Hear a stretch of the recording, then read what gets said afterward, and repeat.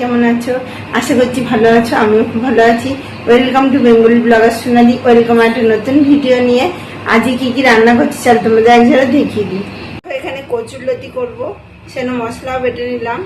আর মাছের ঝোল হবে এই জন্য পেঁয়াজ কেটে নিয়েছি, আর লতির জন্য ওখানে রসুন। আর এখানে কড়াই চাপিয়ে দিয়েছি, কড়াইতে নিয়ে নেবো তেল। পটল দিয়ে আলু দিয়ে কাতলা মাছের ঝোল হবে।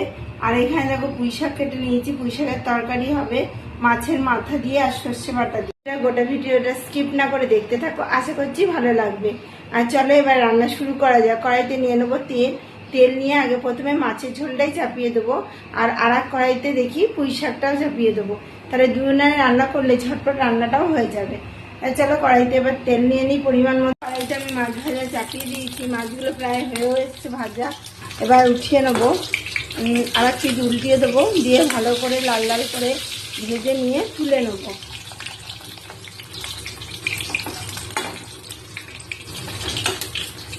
দেখো ভালো করে লাল লাল করে ভাজা হয়ে গেছে। এবার আমি পাত্রে তুলে নেবো। কড়াইতে আমি গোটা জিরে ফোড়ন দিয়ে পটল আর আলু দিয়ে দিয়েছি। পটল আলু একটু লাল লাল করে ভাজা হবে, আর তার আগেই আমি পেঁয়াজটাও দিয়ে দেবো। পেঁয়াজ আর একটু রসুনও দিয়ে দেবো। তো চলো সব কটা পেঁয়াজ আমি দিয়ে দিচ্ছি।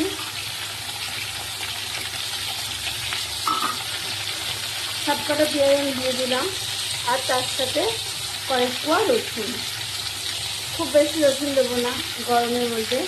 আর যতক্ষণ এইগুলো ভাজা হতে যাচ্ছে ততক্ষণ আমি বাটির মধ্যে মশলাটাও রেডি করে নিই। পটল আলু পেঁয়াজ ভালো করে ভাজা ভাজা হয়ে যাওয়ার পর মশলাটা দিয়ে দিলাম, আর বাটিতেও একটু জল নিয়ে নিয়েছি। আর ওই রসুনটা রয়েছে কচুরলতি করার জন্য।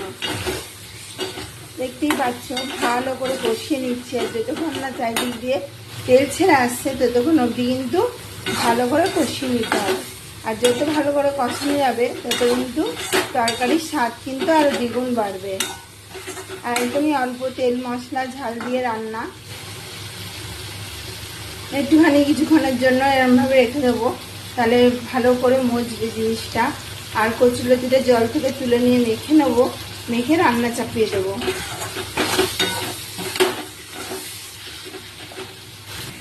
কচুরলতিটা একটু জলে ভাপিয়ে আমি তুলে নিয়েছি থালায়। এতে করে একটু ভাপিয়ে নিলাম, খুব বেশি সিদ্ধ না, 2 ফুট দিলেই নামিয়ে নিতে হবে। জলটা ছেঁকে নিয়ে এরম পাত্রে নিয়ে নেবে। এর মধ্যে আমি নেবো কাঁচা তেল, একটু সর্ষে বাটা, একটু নুন হলুদ, আর দেবো লঙ্কার গুঁড়ো, আর দেবো রসুন। তা চলো এগুলো সব নিয়ে নিই, দিয়ে মেখে ফেলি।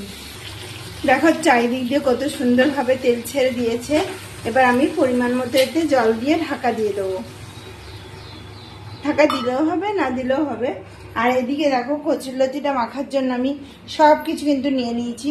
দেখো রসুন, এখানে সর্ষে বাটা, লঙ্কার গুঁড়ো, হলুদ, নুন আছে, আর একটু তেল নিয়ে নিয়েছি। দিয়ে ভালো করে এইভাবে মেখে নিতে হবে কিন্তু।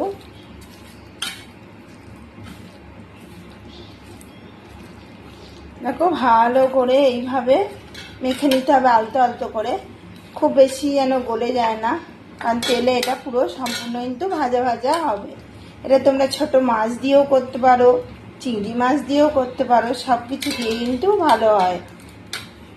তা চলো মাছের ঝোল আর একটু জল দেবো, দিয়ে মাছগুলো দিয়ে দিই।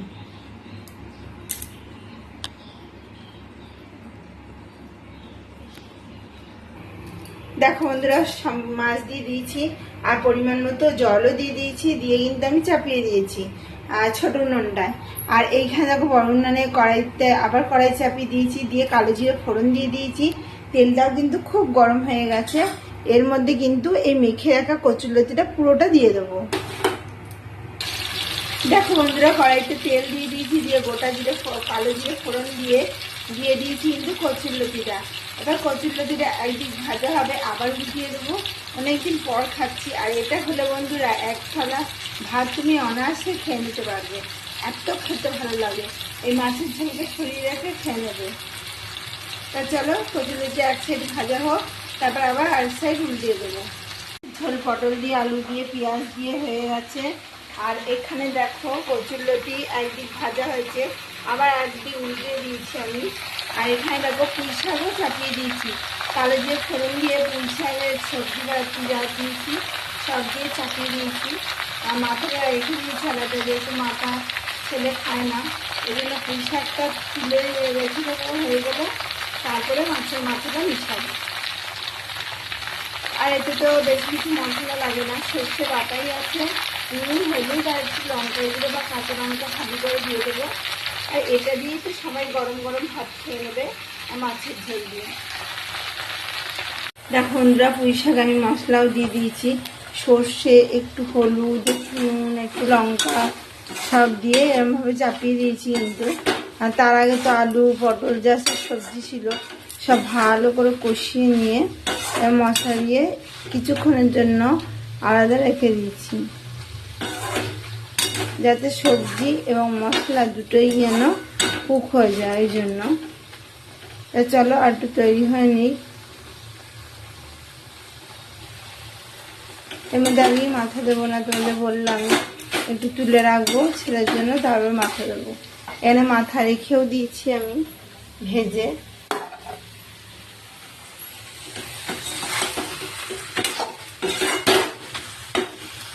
মাথা দিয়ে পুঁই শাক হয়ে গেছে রান্না। আর এখানে দেখো কচুরলতি হয়েছে, এবার 2টো ডিমের অমলেট করব, তাহলেই রান্না আমার কমপ্লিট। ভিডিও আমি এখানেই রাখছি। আমার ভিডিও যদি ভালো লেগে থাকে অবশ্যই চ্যানেলটি সাবস্ক্রাইব করবে, লাইক কমেন্ট শেয়ার করতে ভুলো না। কাল আবার নতুন ভিডিও নিয়ে খুব শিখে আসি। তাই সুস্থ থেকো, ভালো থেকো, সবাইকে ভালো রেখো, বাই।